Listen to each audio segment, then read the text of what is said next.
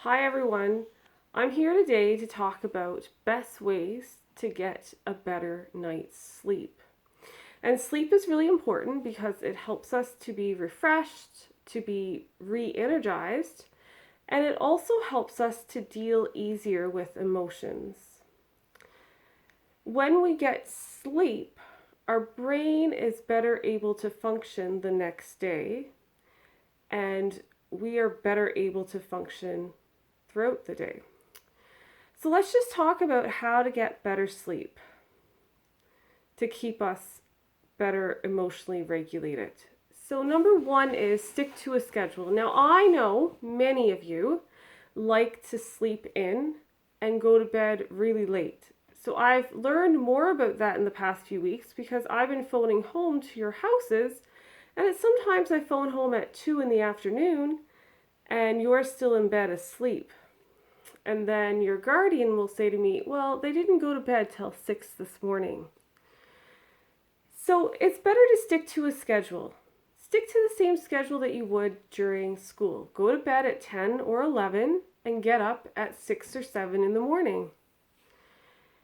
If you sleep in late on the weekends, it actually disrupts our sleep pattern, and then we have to get into that pattern again when the school week comes. So that's why sometimes Monday morning it's really hard to get up because you've slept in till 11 on Saturday and maybe 12:30 on Sunday, and then to get up at 6 in the morning to catch your bus by 7:30 is too hard on Monday mornings. So go to bed and get up about the same time every single day.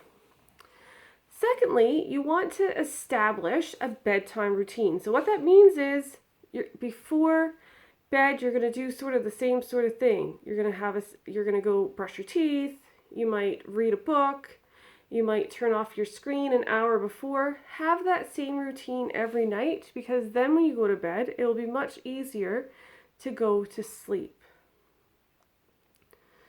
Number 3, don't eat a lot or drink a lot before going to bed. And the reason being, if you eat, you might have digestive problems nighttime, and then it's harder to get to sleep for sure. And if you drink a lot, well, you might be up to the washroom several times throughout the night, which also disrupts sleep. So you don't really want to do that. Number 4, don't drink too much caffeine or have nicotine before going to bed. Those types of things wakes you up. It is better to have caffeine between 6 and 3 in the day, and anything after that actually wakes you up and keeps you more stimulated.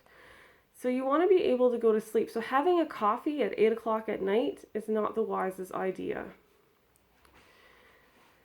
Let's talk about exercise. So exercise is wonderful, but if you're trying to get to sleep at night, going for a walk at 8 o'clock at night is not always the best idea because it wakes you up again. Exercise is to refresh and rejuvenate you. So nighttime we're trying to settle down to go to sleep. So if we exercise, it's just going to make us stay up later. And I know that for a fact because if I go for a walk at 9:30 at night, I can guarantee you that that wires me and then it's harder for me to get to sleep. Number 6, keep your room cool. If your temperature in your room is too hot, it is going to cause you to have a worse night's sleep because you're going to have a hard time getting to sleep because it's too warm in your bed. So it's better for you to try to keep your room cool. So in the summer, you might have a fan. Maybe even in the winter, you have a fan. Sometimes you might open the window a little bit so that you have some fresh air blowing into your room. That will help you have a better night's sleep. Number 7, sleep at night, not during the day. So it's okay to nap, but don't have a nap after 3 o'clock in the afternoon. If you nap past 3 o'clock in the afternoon, when you go to bed at 11, it's going to be harder for you to go to sleep. I have heard many students this year to say to me, oh, Miss Pretty, so as soon as I go home, I go to sleep at 3 o'clock and I don't get up till 7. And then they say to me, I've had such a hard time trying to get to sleep.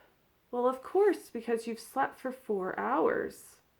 And if you slept for 4 hours, your body is confused on its sleep pattern and it's hard to get back to sleep. Number 8, and I know that you're going to love this one. So, screens. No screens an hour till you go to bed. So, if you have screens, you need to turn it off an hour before you go to bed, because in our screens there's like a particular type of light that actually wakes up our brains. So if you go to bed at 10 o'clock and you take out your cell phone and go texting people, well, instead of going to sleep like your body wants to, it actually wakes up your body again, and then you can't get to sleep. So no screens. That means no laptops, no iPads, no phones, no screens for at least 1 hour before bedtime. And you just keep them away, keep the cell phones and stuff out of your bed. If it's on your bed and they're dinging throughout the night, that also disrupts sleep. Number 9, your bed should only be used for sleeping. Your bed should not be used for watching television. It should not be used for studying. And it should not be used for texting your friends. Your bed should only be used for sleeping. And the reason for that is, if it's used for other things, it becomes comfortable for those other things too. But your bed should only be for sleeping. Number 10, and I don't know if I agree with this one, but for some people this really works, so I'll let you know what it is.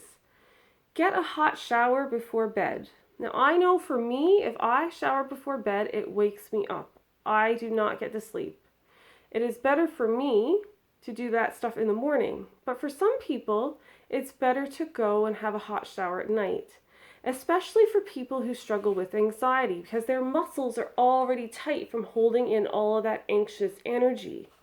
So when they go and have a hot shower, it helps your muscles to release some of that anxiety, and therefore you're better able to get to sleep. Number 11, don't catastrophize. Basically what that means is sometimes when we can't sleep in bed, we'll keep saying, oh, I only have 4 more hours to get sleep.